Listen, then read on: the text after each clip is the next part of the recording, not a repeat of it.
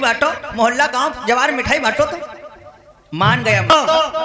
श्री सुखदेव जी कहते हैं राजा परीक्षित, सभी देवता मिल करके भगवान की आराधना किया है, भगवान से निवेदन किया, और जब भगवान के कानों में वो करुण भरी आवाज पहुंची है, आहा दुखियों की आवाज तो है कृपाण की धार, नभ मंडल को भेद कर पहुंची वही पुकार। जैसे ही भगवान के कानों में पड़ी, आवाज लगाया, भगवान आकाशवाणी करते हैं, ए देवताओं परेशान न हो।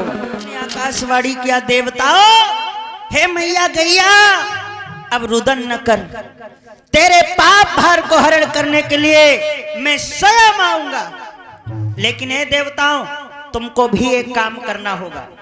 बोले वो क्या? तो भगवान ने आकाशवाणी किया, देवताओं तुम भी जाओ भूमि पर, धरती लोक पर। बोले करें क्या? तो भगवान ने कहा सुनो, तुम भी जाओ भूमि पर और धरो यादवी रूप, आऊंगा यदुवंश में बनकर यादव भूप।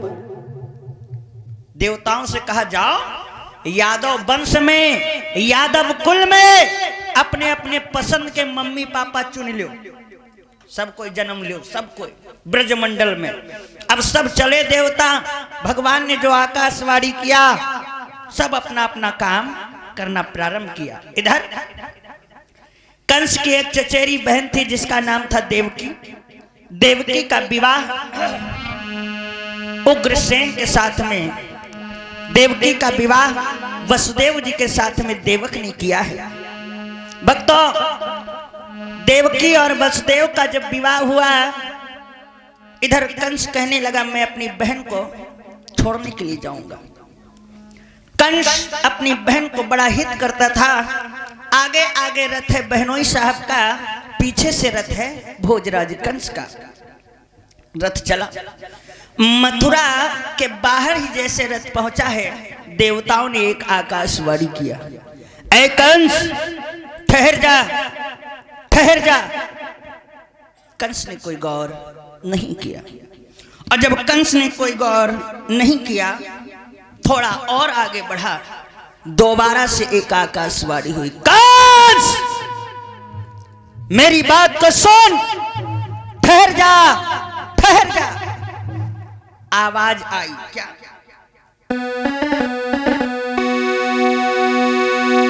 ओ कंस कंस मत फूल बहुत,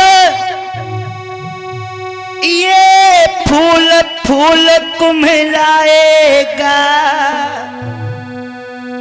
अरे विश्वास करो बस यही फूल तुझको धूल में मिलाएगा।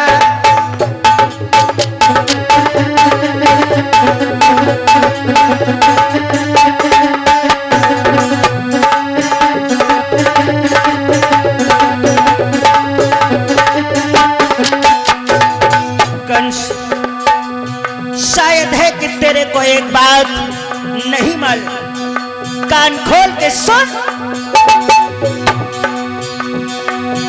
जिस बहन देवकी के पीछे इतना आनंद मनाता है, उसके ही काले पर्दे में तेरा दुश्मन मुस्कुराता है।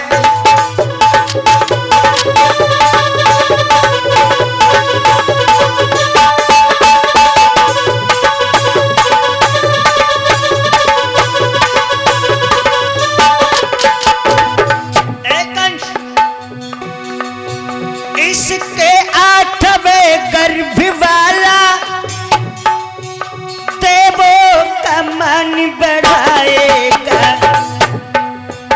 तुझको तेरे मित्रों समेत यमपुर की हवा खिलाएगा।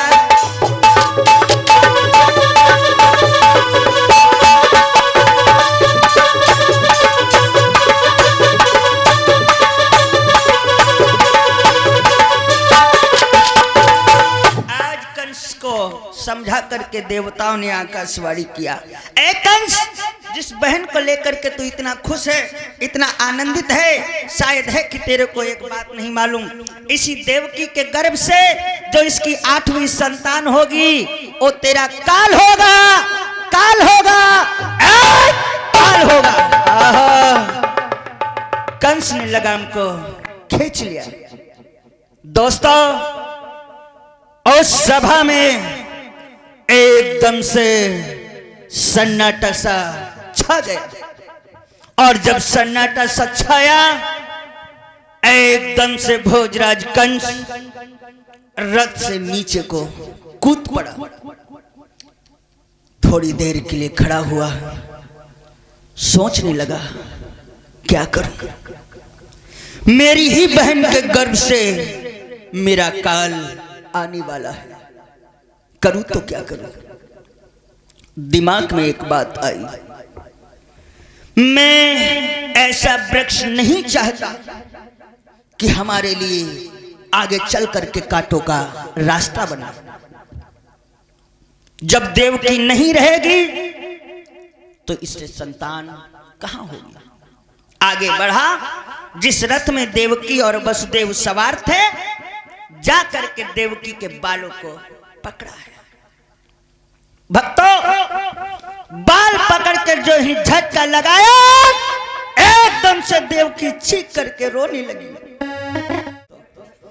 श्री सुखदेव जी कहते हैं, राजा परीक्षित, भोजराज कंस ने जैसे ही देवकी के केसों पकड़ करके झटका लगाया है, देवकी मोह के भल इस पृथ्वी पर धड़ाम से गिर गई। थोड़ी देर के बाद में होश संभाला, कहती है, भैया भैया, तू हमारे को इतनी खुशी के साथ में लेकर के आया और अब तू धरती पर गिरा रहा, बात क्या हुआ। कंस कहने लगा, देवकी, शायद है कि तूने आकाशवाणी नहीं सुनी। यदि आकाशवाणी को सुनती तो ये बताने की आवश्यकता नहीं थी। देवकी, तेरे गर्भ से मेरा काल उत्पन्न होगा। वसुदेव जी कहते हैं, बहनों सा, वसुदेव जी बोले, राजन, यदि एक बात कहने की अनुमति दो तो मैं भी कुछ कहूं। बोले, क्या कहना चाहते हो। कंस को समझा करके वसुदेव जी कहते हैं, राजन, मैं भी चंद्रवंशी क्षत्रिय हूं। आज मैं सौगंध लेता हूं मैया यमुना की, गौधन को साक्षी मान करके एक बात कहता हूं। बोले, क्या कहना चाहते हो। तो कंस को समझाई के जवाब दिया है, सुनो, केवल और केवल इतना ही कहना चाहता हूं। क्या। प्रणवीर धीर कंशेष सुभट, अरे तुम हो वीरों के पाने में, तुम हो वीरों के पाने में, शोभा न तुम्हें मिल पाएगी अबला पर हाथ उठाने।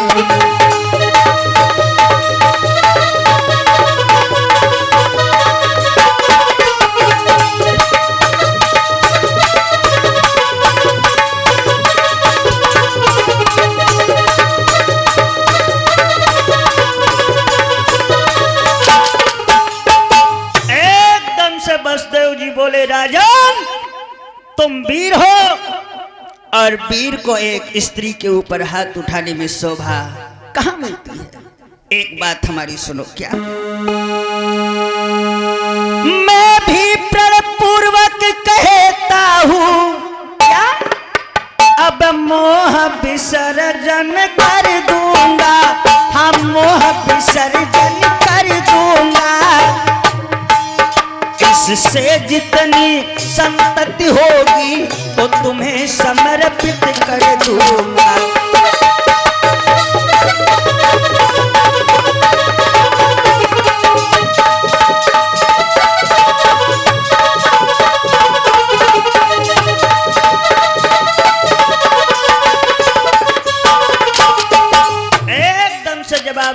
देवकी के गर्भ से जितनी संतान होंगी, आप 8वीं की बात करते हो, मैं सारी की सारी आपको समर्पित करूंगा।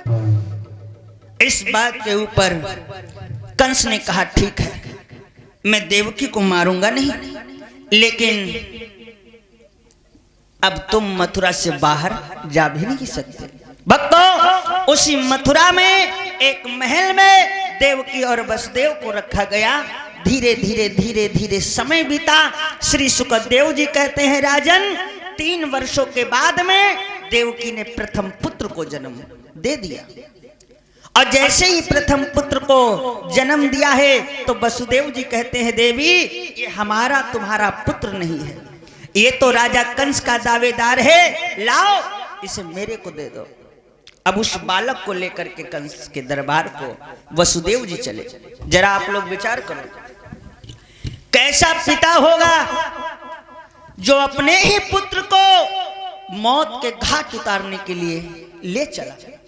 बंधु, आज उस बालक को लेकर के जिस समय भरी सभा में, उस कचहरी में वसुदेव जी पहुंचे, कंस की गोदी में वो बालक दे दिया। महाराज, ये अपना दावेदार आप संभालो, आप संभालो। और जैसे ही बालक मुस्कुराया है तो कंस का हृदय पिघल गया। कंस ने कहा, बहनोई साहब, आप इस बालक को ले जाओ, इसका सुख पाना, और जब 8वां बालक पैदा हो तो उसे यहाँ पर ले आना। कंस ने उस बालक को छोड़ दिया। वसुदेव ने उस बालक को देवकी को दिया, देवकी को दिया। और जब देवकी को दिया तो देवकी बड़ा खुश हो गई, अपने भैया कंस को दुआएं देती है, मेरे भैया को मेरी उम्र लग जाए, लेकिन ये भैया ऊंच निवास नीच कर तूती हो राम रामा।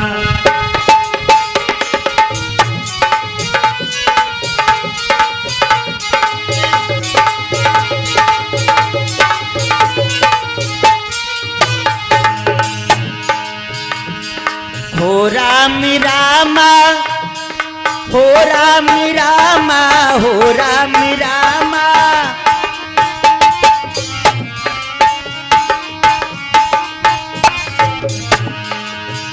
हाय देख न जाई पराई विभूति, हो राम रामा।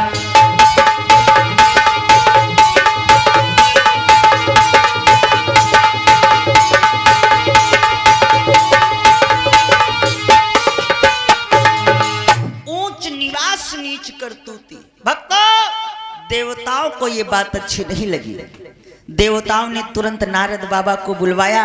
नारद बाबा से कहते हैं, अगर मुनिवर इस प्रकार से कंस दया दिखाएगा तो भगवान को अवतार लेने में देर लगेगी, भगवान को इस भूतल पर आने में देर लगेगी। एक काम करो, कुछ ऐसा कर जाओ जिससे कंस उस बालक का वध कर दे।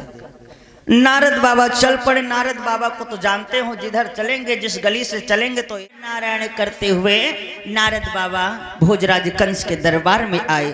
वैसे कंस महात्माओं का बड़ा तिरस्कार किया करता था, लेकिन नारद बाबा के लिए एक अलग ही हित रखता था, अलग ही हित रखता था। नारद बाबा जब आए तो देखा कंस बड़ा खुशी है। एकदम से जवाब दिया, महाराज कंस एक बात बताओ। बड़ा यार खुश दिखाई पड़ रहे हो, बात क्या है? अरे कंस कहने लगा, महाराज शायद आपको एक बात नहीं मालूम, हमारी बहन के द्वारा एक पुत्र हुआ है। पुत्र? हाँ, कौन सी बहन है? अब तुमको ये भी बताना पड़ेगा। अरे वही कौन? कौन? देवकी। देवकी? और तुम खुश हो? का खुश क्यों नहीं हूं? जब मेरी बहन है, मेरी बहन के द्वारा पुत्र हुआ तो मेरा तो भांजा आया, खुश क्यों नहीं हो? आहा! नारद बाबा कहते हैं, वाह भाई वाह, खुश काहे हो मिठाई? सच है, चतुर व्यक्ति चूकता नहीं, और जब चूक जावे तो समझ से पहले 3 ठोकरें लगती, और पहली घंटी तुम्हारी बज गई। वो बालक कहाँ का? उसको तो हमने छोड़ दिया, छोड़ दिया, छोड़ दिया। क्यों? अरे देवताओं ने कहा था हमारा काल 8वां होगा, वो तो पहले पहले को मारने में क्या मजा।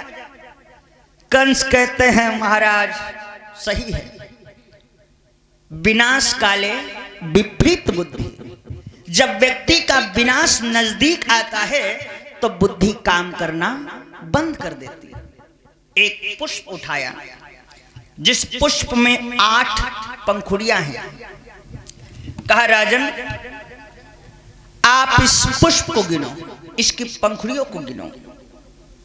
देखा चारों तरफ, कहा इसमें विशेष क्या है। कहा विशेष कुछ नहीं, गिनो। गिनना प्रारंभ, 1 2 3 4 5 6 7 8। महाराज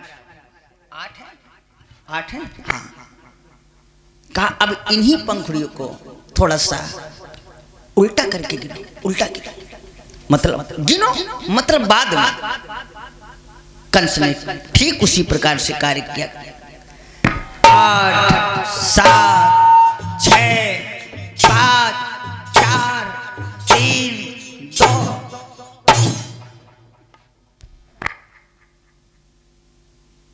क्या हुआ? मुंह से कोई शब्द नहीं निकला। कंस समझ गया। याद है भक्तों, श्री सुखदेव जी कहते हैं राजा परीक्षित, जिस समय कंस समझ पाया भाग पड़ा। देवकी उस बालक को गोद में लेकर के बैठी है, खिलाए रही। बड़ा आनंदित है, बड़ा आनंदित है। सोच रही का ललना छविदार भई,